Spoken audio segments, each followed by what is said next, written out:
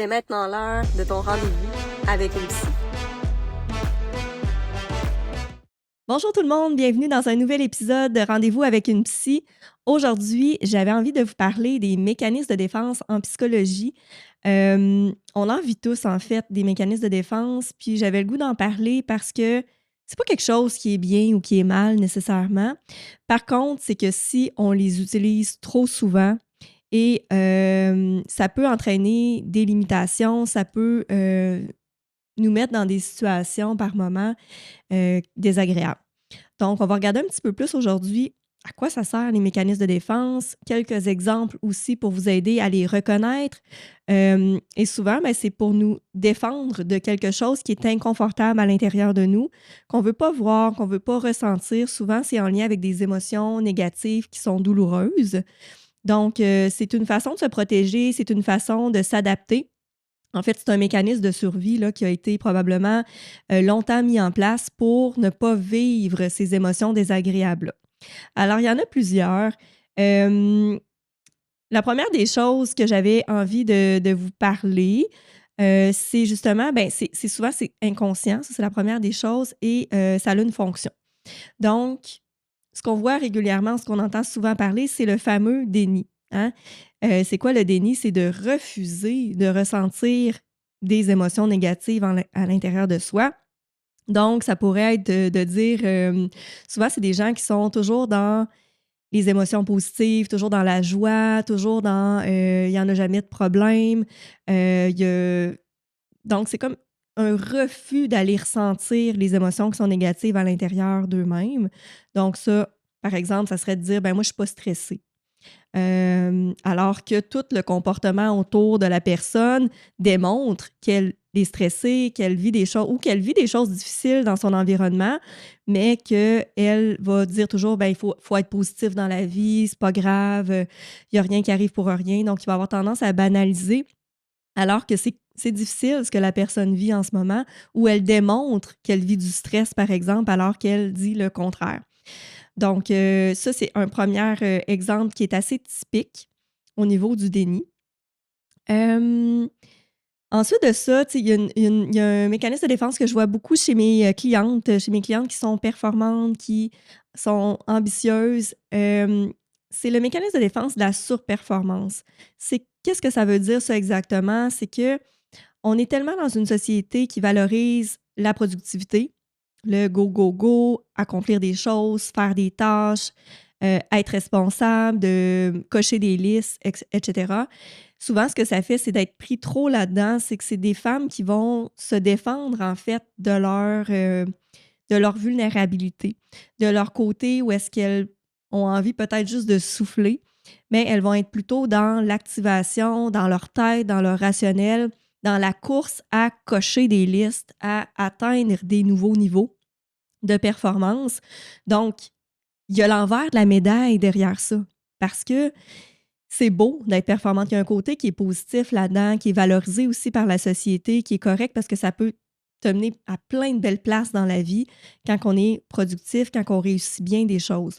Par contre, l'envers de la médaille, c'est de ne pas savoir s'écouter, de ne pas respecter ses besoins, de ne pas respecter ses limites et d'être tellement focus, prise dans ta tête à tout ce que tu as à accomplir ou à prouver aux autres ou à prouver à l'extérieur que tu es une bonne mère, que, par exemple, tu prépares des fêtes d'enfants exceptionnelles, que tu réussis bien à ton travail. Ça peut paraître bien vu de l'extérieur, mais à l'intérieur de soi, il y a une déconnexion profonde avec ton soi réel, avec tes réels besoins, avec ce que tu souhaites vraiment faire, et, mais aussi dans tes relations avec les autres.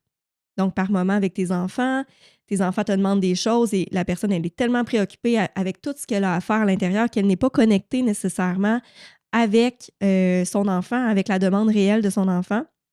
Ou encore dans une discussion, euh, elle est là, la personne, mais elle n'est pas toute là, dans le sens qu'elle pense à d'autres choses en même temps que quelqu'un d'autre y parle. Donc, ce que ça fait, ça crée une distance au niveau de soi, mais une distance aussi au niveau des relations. Puis c'est bien, évidemment, le contraire qu'elles veulent, ces personnes-là. Elles veulent se sentir aimées, vues, reconnues, valorisées, mais elles sont tellement prises dans ce mécanisme de défense-là par le fait de dans leur champ de performance que ça va faire en sorte qu'elle va justement se perdre un peu. Et c'est souvent ce que je vois dans mes suivis en psychologie, c'est des femmes qui ont besoin de se retrouver, qui ont besoin de reconnecter avec qui elles sont réellement, qu'elles ont besoin de reconnecter dans leur couple, dans leur famille, avec leurs amis, d'avoir de l'espace pour pouvoir respirer enfin, pour pouvoir se sentir libre, se sentir épanoui. Fait que ça, c'est intéressant de voir, est-ce que j'utilise la performance peut-être un peu de manière défensive pour pouvoir prouver quelque chose, pour pouvoir me sentir vue, valorisée? Puis quand ça, c'est trop mis de l'avant, ben, est-ce que je me sens par moments déconnectée de moi-même, déconnectée de mes relations? Et comment je pourrais faire pour, un, en prendre conscience et deux, commencer à travailler là-dessus, commencer à sortir de ce mécanisme-là que tu as mis en place probablement depuis des années. OK? Parce qu'on va se le dire, tu sais, j'ai un exemple bien banal. J'ai la fête de mon enfant qui s'en vient demain, mon petit garçon de 4 ans. J'ai 3 enfants. Et pour le dernier, honnêtement, je me mets pas la barre haute, mais pas du tout. Je l'ai déjà fait par le passé, mais il y a beaucoup, beaucoup de mamans qui vont se dire, ben, il faut que j'aille le meilleur jeu gonflable possible, il faut qu'il y ait des sacs pour tous les amis, il faut que tout soit sur la coche. Dans le fond, c'est pour faire plaisir à son enfant que ces femmes-là font ça. Mais souvent, c'est qu'on perd l'essentiel de vue. Puis est-ce que cet enfant-là a vraiment besoin de tout ça pour être heureux à la fête? Tout ce qu'il a besoin, c'est de se sentir connecté avec sa mère, avec les gens qu'il aime.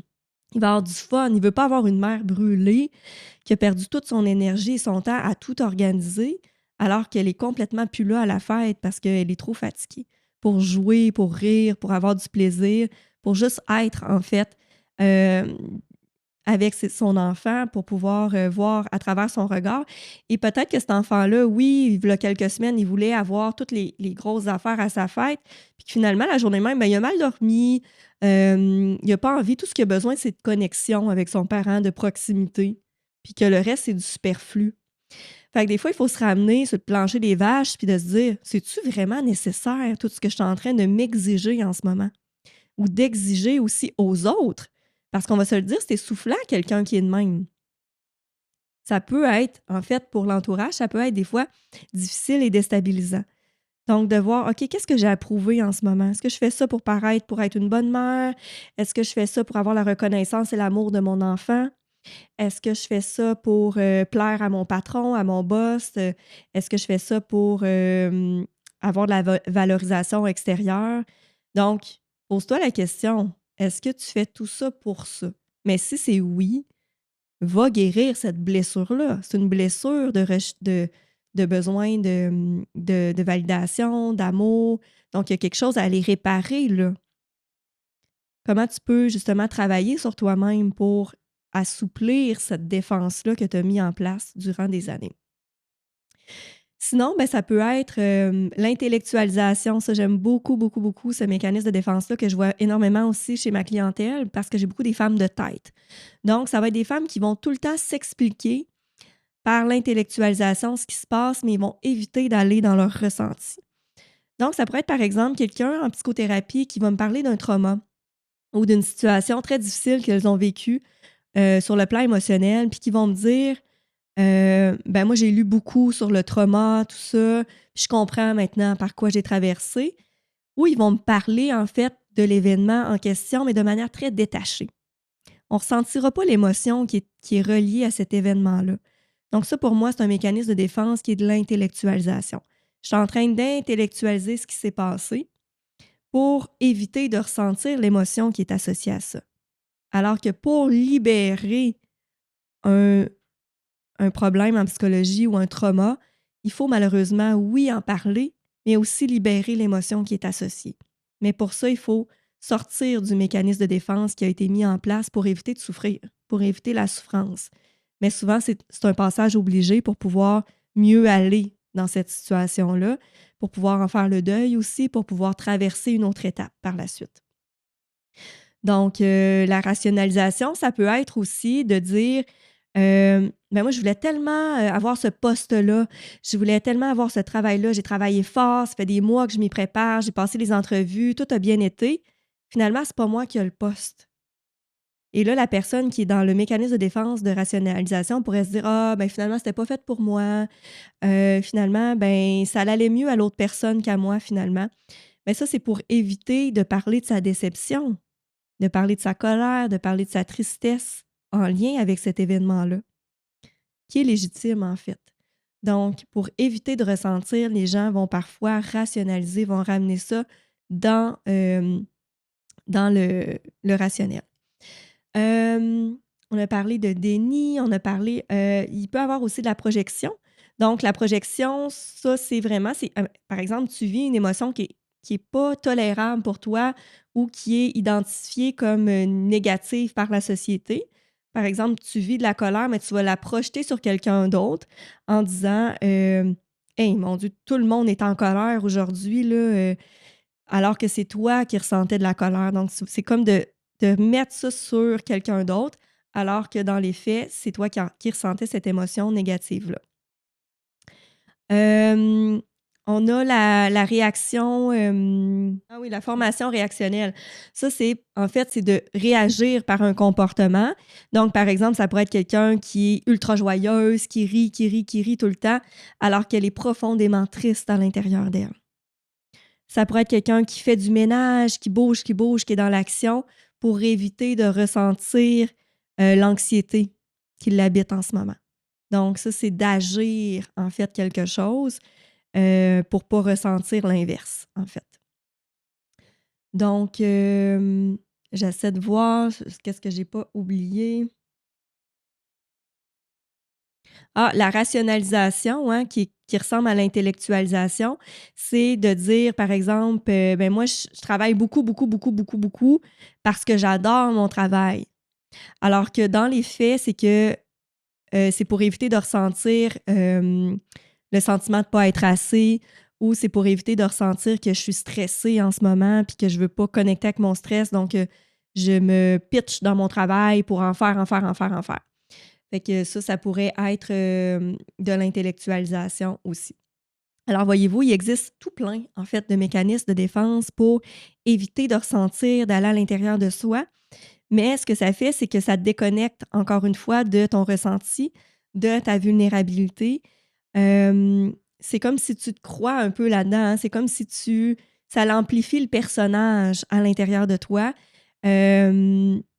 Mais qui n'est pas toi réellement. Donc, c'est comme si plus tu alimentes ces façons de réagir-là, ces mécanismes de défense-là, plus tu t'éloignes de toi réellement, plus tu t'éloignes de tes failles, de tes vulnérabilités, comme on est tous des êtres humains. Et plus ça fait de toi de quelqu'un de moins accessible aussi, je vais le dire comme ça, parce que plus tu es consciente, plus tu travailles sur tes blessures, plus tu te questionnes de dire, OK, pourquoi je me sens défensive en ce moment dans telle situation? Dans tel contexte social ou avec telle personne, oups, je sens que je me sens un petit peu plus défensive en ce moment, mais qu'est-ce que ça veut dire réellement? Fait que je t'invite à te poser la question quand tu ressens que, oh là, tu es en train de te justifier à outrance. Ça aussi, c'est un autre mécanisme de défense, d'être toujours dans la surjustification, de toujours avoir besoin de des mots, puis des mots, puis des explications. Ben, qu'est-ce que ça cache, ça? Ça cache une insécurité profonde. La peur de ne pas être à la hauteur, la peur d'être rejeté, la peur d'être critiqué, par exemple. Mais ce que ça fait, ça, dans le concret, tous ces mécanismes de défense-là sont pas le fun pour les autres. C'est pas le fun à tolérer, c'est pas le fun à vivre. Parce que, honnêtement, quelqu'un qui est toujours en train de se justifier, c'est tannant, on va se le dire. Mais la personne qui est en train de se justifier, elle se voit pas aller. Puis pour elle, ben, ça la rassure. C'est comme ça baisse son émotion négative en dedans d'elle. Bon, j'en ai tellement dit que la personne ne peut pas me reprocher rien, par exemple. Mais on va se le dire, ça peut être gossant pour les autres. Donc, fait que c'est ça, c'est de vous voir aller quel type de mécanisme de défense vous avez tendance à prioriser, à mettre de l'avant. Et le plus possible, les mettre en conscience, ça va vous aider à vous arrêter puis vous poser les bonnes questions. Ben, dans qu'est-ce que je suis inconfortable en ce moment? Qu'est-ce que je ne veux pas ressentir? Quelle émotion que je suis en train de fuir en ce moment, mais euh, qui pourrait me permettre de comprendre des choses sur moi-même, puis d'agir différemment, puis de vivre les choses plutôt que de les repousser et de les refouler sous le tapis. Parce qu'il y a le refoulement aussi, hein, qui est de mettre toute émotion négative, de ne pas vouloir les ressentir, de mettre ça sous le tapis. Mais tout ce qu'on ne veut pas ressentir revient toujours à la surface, que ce soit des semaines, des mois, des années plus tard. Donc, et il va revenir beaucoup plus fort. Donc, voilà ce que j'avais à vous dire aujourd'hui. Donc, l'importance de s'observer, l'importance d'en prendre conscience, l'importance aussi de voir dans vos relations quel genre de mécanisme de défense dans votre dynamique relationnelle peut s'installer aussi. Ça va vous en dire beaucoup. Alors, je suis super contente d'avoir pu partager ceci avec vous aujourd'hui. Si vous avez envie de travailler sur vous, avancer dans votre développement personnel, mettre en mots certaines choses que des fois sont non dites ou sont difficiles à explorer parce qu'on a tous des angles morts, évidemment, bien, je vous conseille réellement d'aller chercher un thérapeute pour vous accompagner, pour pouvoir vous aider à pouvoir résoudre certains conflits intérieurs et de vous rapprocher le plus possible de la version qui est honnête avec vous-même. Donc, je vous souhaite une belle journée et on se reparle dans un prochain épisode. Bye tout le monde!